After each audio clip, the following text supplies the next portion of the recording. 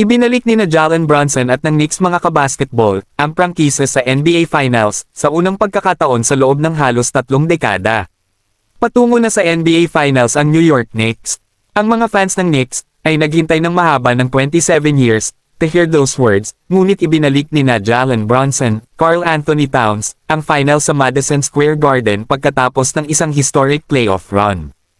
Tinambakan ng New York ang Cleveland sa Game 4 para kumpletuhin ang Eastern Conference Final sweep ng Cavaliers.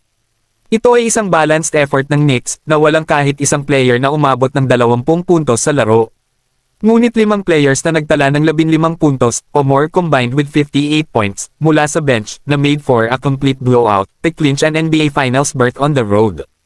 Ang huling pagkakataon na ang Knicks ay nasa finals noong 1999, ang ama ni Brunson at kasalukuyang assistant coach na si Rick Brunson ay nasa roster.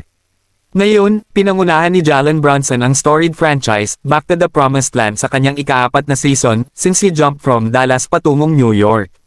Si Brunson mga kabasketball took over in Game 1 nang burahin ng kanyang koponan ang 22-point deficit sa fourth quarter para manalo sa overtime at keep the run alive behind a 38-point night from New York star guard. Ang sandaling iyon sa Game 1 is when the wheels fell off para sa Cavs na nanguna sa 7-game series bago sila bumangga sa Knicks. Sa kabila ng big fourth quarter lead sa Game 1, natalo ang Cleveland sa lahat ng 4 games sa pamamagitan ng double digits. Ngayon, may mahigit isang linggo ang Knicks bago ang unang laro ng NBA Finals.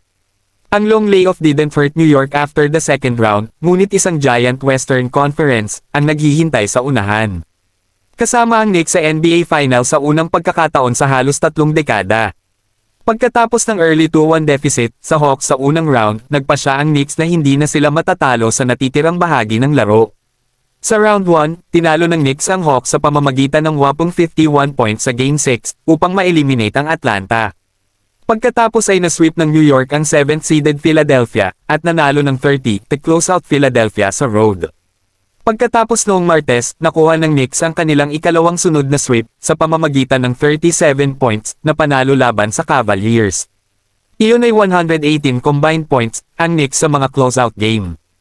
Ayon sa OptiStats, ang plus 227-point differential ng New York sa 14 postseason games nito ay ang greatest mark sa pagpasok sa NBA Finals sa history ng liga. Over the winning streak, ang Knicks mga kabasketball ay may plus 262-point differential.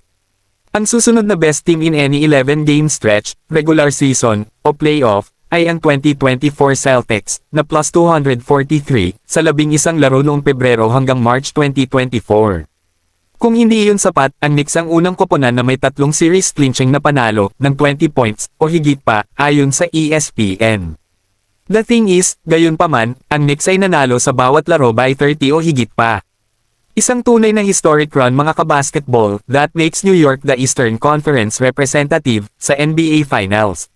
Siyempre, ang susunod na kalaban ng Knicks ay nasa isang totally new class. But in a year where the presumption ay ang koponan who comes out sa West ay magiging champion sa NBA, these Knicks mga kabasketball have something to say about that. Kayong mga kabasketball, ano masasabi nyo dito?